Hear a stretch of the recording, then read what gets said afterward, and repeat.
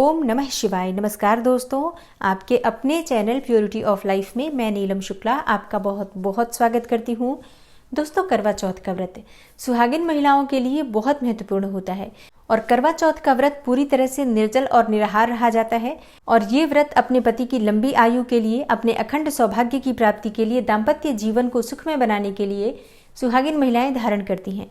और कई स्थानों पर कुंवारी कन्याएं भी इस व्रत को धारण करती हैं, या फिर जिनकी सगाई हो जाती है, शादी होने वाली होती है, तो वो लड़कियां भी इस व्रत को धारण करती हैं और अपने पति की लंबी आयु के लिए प्रार्थना करती हैं। लेकिन ज्यादातर ये व्रत सुहागिन महिलाएं ही धारण करती हैं। कहीं कहीं पर ही कुंवारी कन्याएं इस व्रत को धारण करती हैं।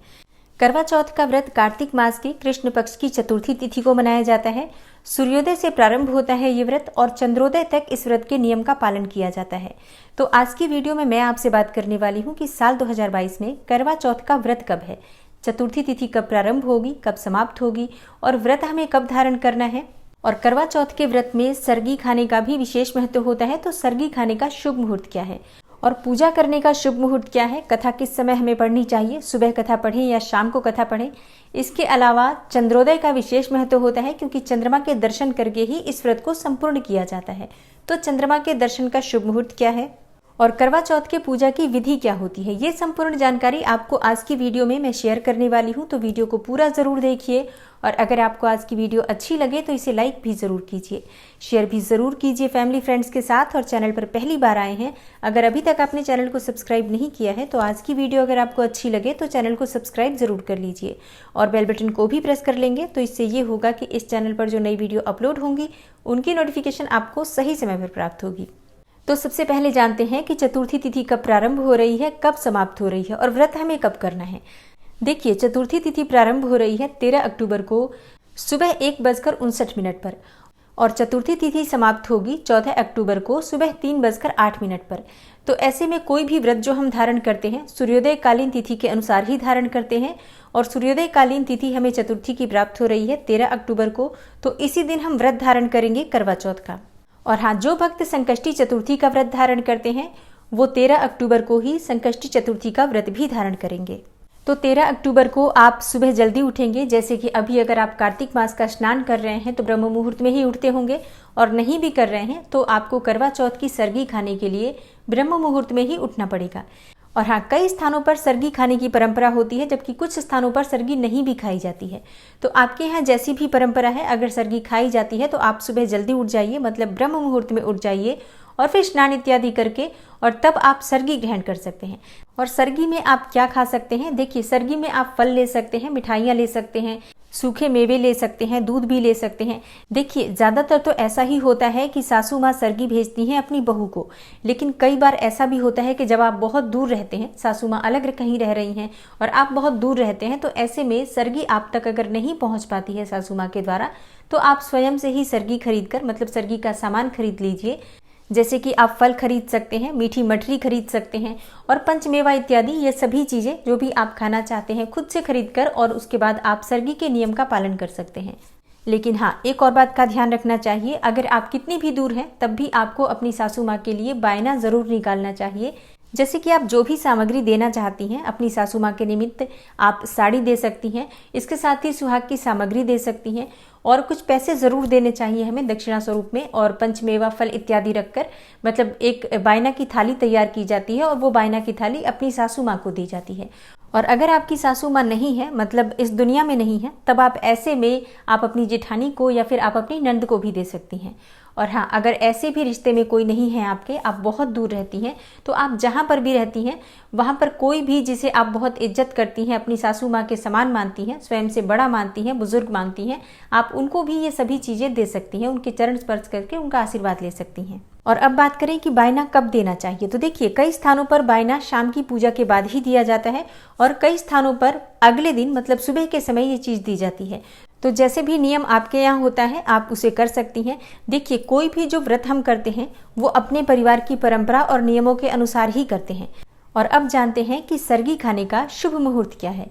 तो देखिए, करवा चौथ के व्रत में सरगी खाने का शुभ मुहूर्त ब्रह्म मुहूर्त में होता है और ब्रह्म मुहूर्त का समय होता है सुबह 4 बजे से 5 बजे के बीच में।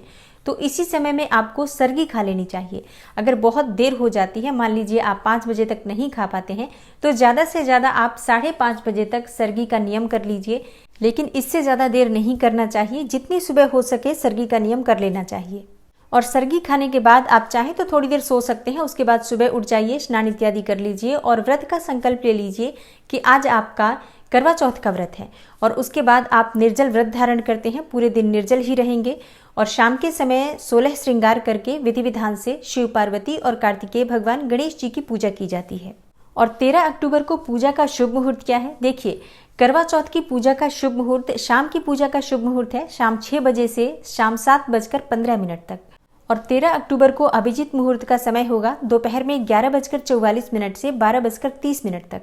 तो आप चाहें तो इस समय में भी कथा पढ़ सकते हैं या कथा सुन सकते हैं।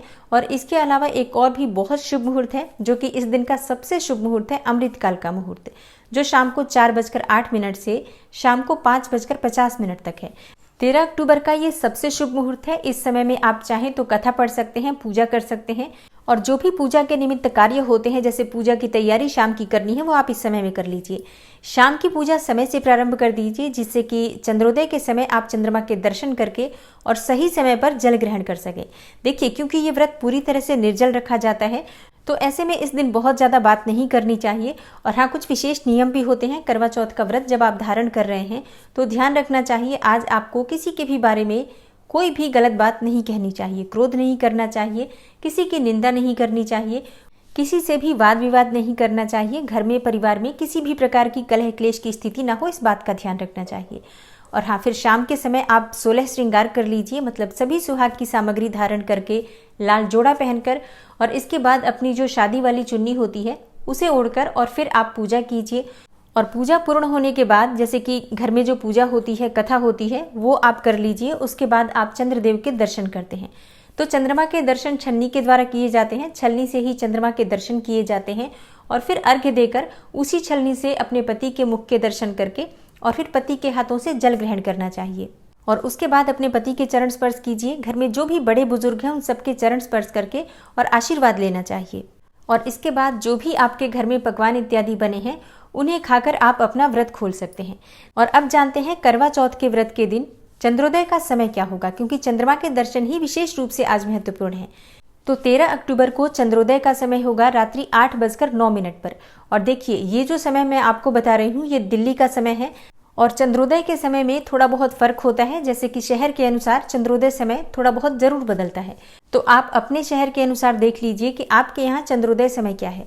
तो करवा चौथ के इस व्रत को बहुत ही खुशी खुशी, बहुत ही सात्विकता के साथ और शुद्ध विचारों के साथ हमें मनाना चाहिए। और चौथ माता से अपने पति की लंबी आयु के लिए प्रार्थना करनी चाहिए। मेरी तरफ से आप सभी को करवा चौथ की हार्दिक शुभकामनाएं। आशा करती हूँ ये वीडियो आपको पसंद आई होगी। अच्छी लगी हो तो लाइक कर दीजिए, शेयर भी ज़रूर कर दीजिए। और चैनल पर अगर आप पहली बार आए हैं, अभी तक आपने चैनल को सब्सक्राइब नहीं किया है, तो आज की वीडियो अगर आपको अच्छी लगी हो तो चैनल को सब्सक्राइब ज़रूर कर लीजिए और बेल बटन को भी प्रेस कर लीजिए। तो इससे ये होगा कि इस चैनल पर जो नई वीडियो अपलोड होंगी उनकी नोटिफिकेशन आपको सही समय पर प्राप्त होगी। मैं मिलती हूँ आपसे अगली वीडियो में, तब तक के लिए नमस्कार।